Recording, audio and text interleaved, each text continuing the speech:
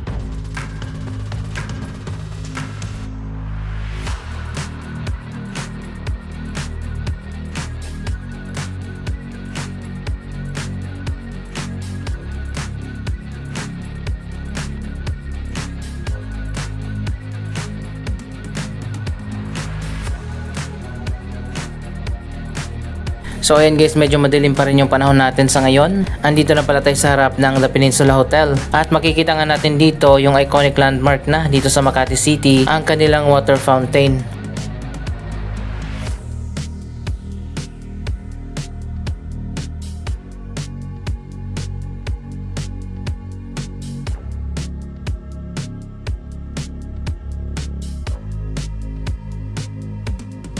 Anyway, diretso na tayo dito sa may Ayala Triangle.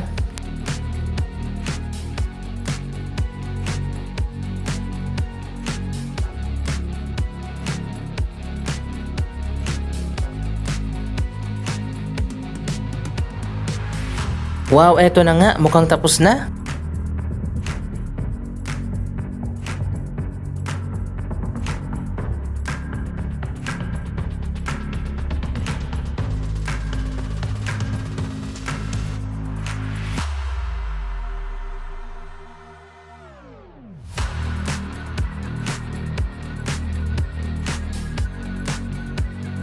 Ito na lang yung last part na nire-renovate sa Ayala Triangle Garden. At ngayon nga ay open na. Ito na pala yung bagong design ng park.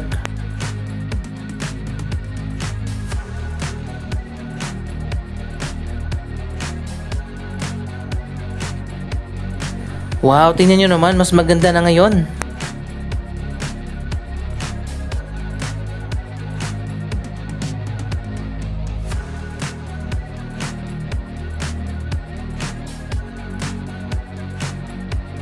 May bago na rin mga walkway dito.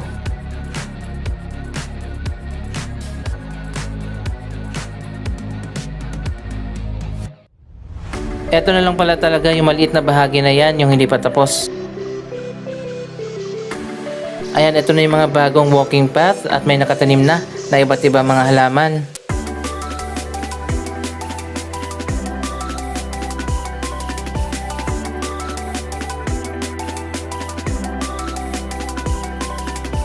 Ang ganda rin ng canopy dito.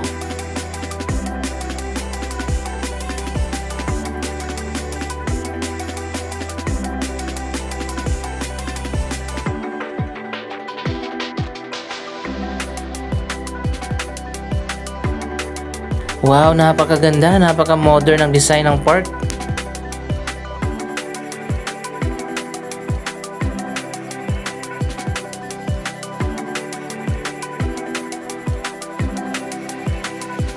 So dati sarado itong area na to, ngayon ay naging open na.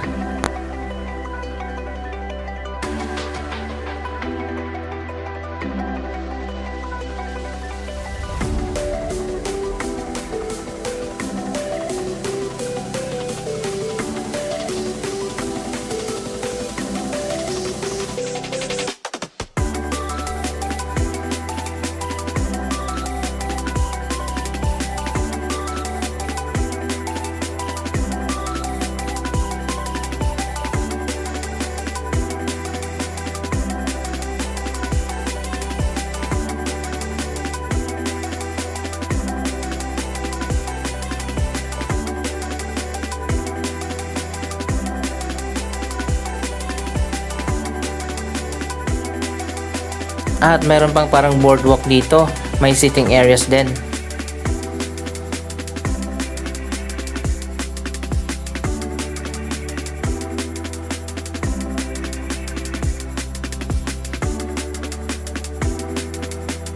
Wow, tingnan nyo naman, napakaganda na, napakaaliwalas. Yung ilalim pala nito ay basement parking.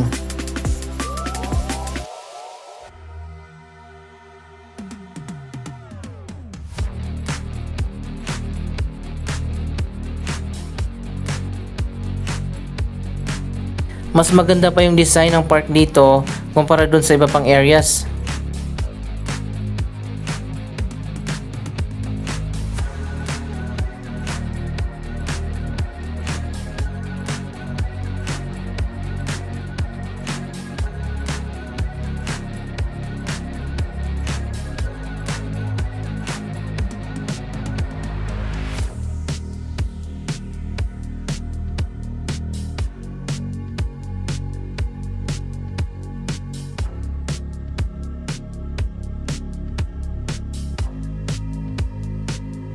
Kapag natapos na yung grass rehabilitation dito, mas maganda na yan.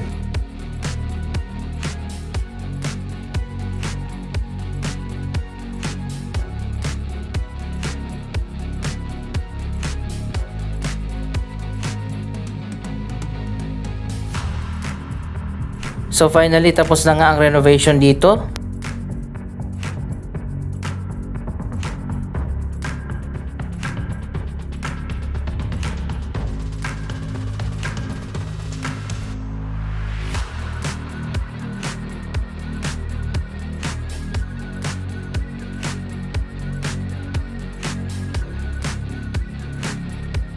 Yung canopy pala hanggang dito talaga sa may Paseo de Rojas.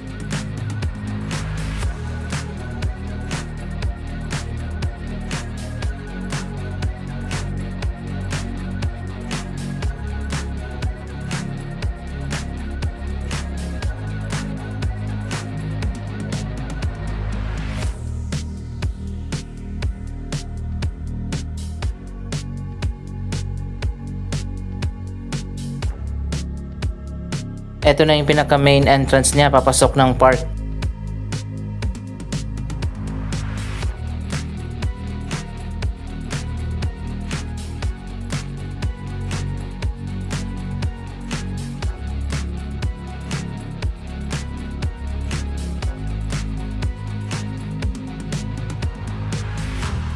Ganito dapat mag-renovate ng park, naging mas maganda at mas modern.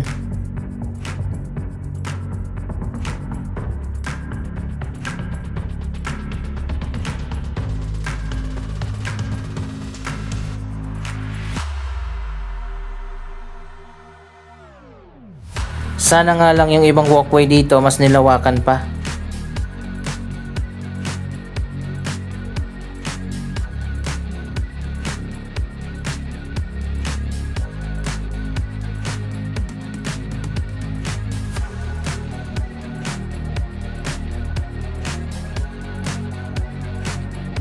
Dito naman tayo sa may playground area.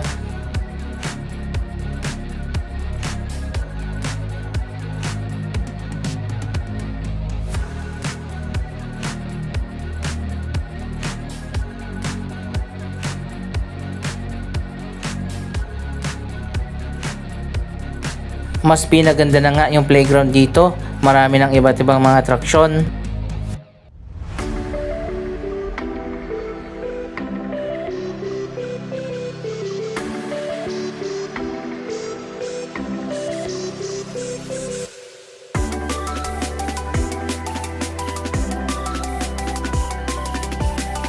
Ayan, makikita nyo naman nag-enjoy mga family dito at mga bata.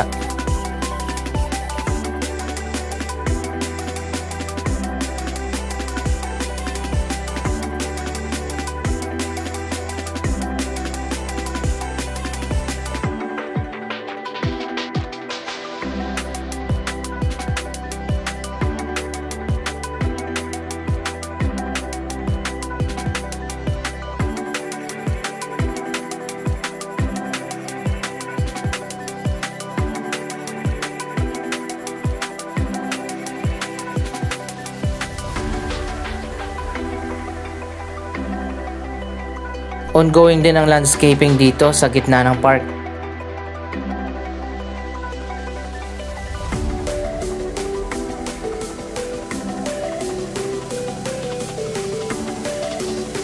Doon sa kabila, yung The Strip kung saan meron ng iba't iba mga restaurant at mga cafe.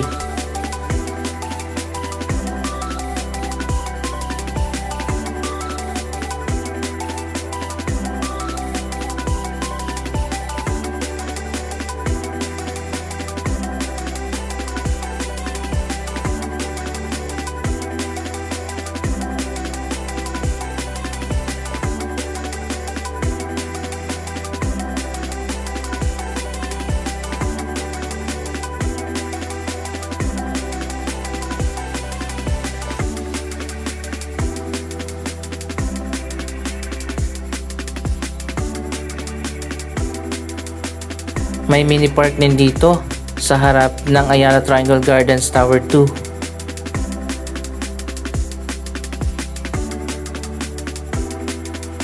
Meron pa dito magandang water feature.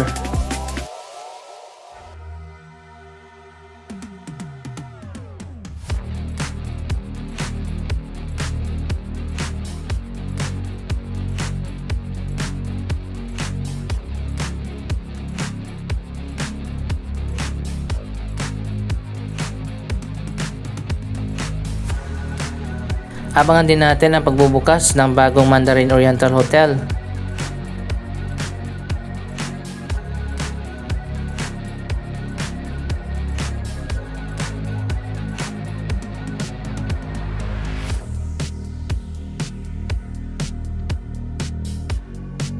Samantala, ongoing din ang redevelopment ng Glorieta, pati na ang pagtatayo ng bagong Greenbelt 1 Mall. Magkakaroon ng major transformation yung park dito sa likod ng Glorieta 3. Abangan natin yan.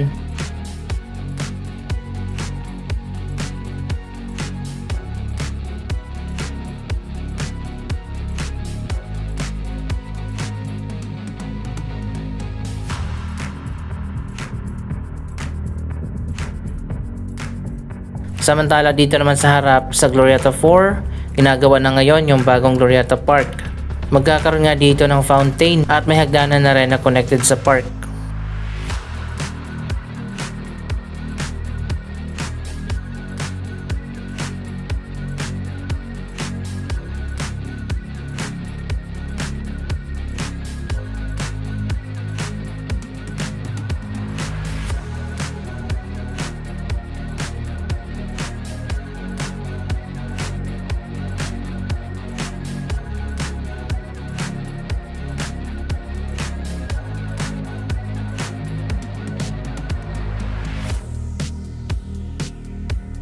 Abangan natin ang major transformation ng Glorieta Park.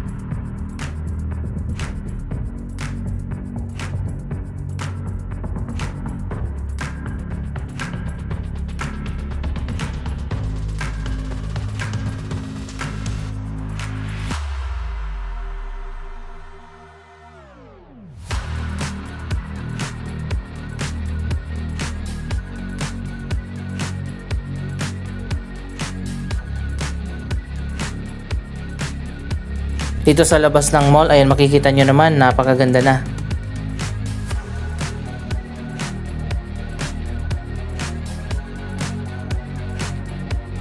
Anong masasabi nyo sa mga development na ito? Mag-comment lamang dyan sa baba ng inyong mga reaksyon.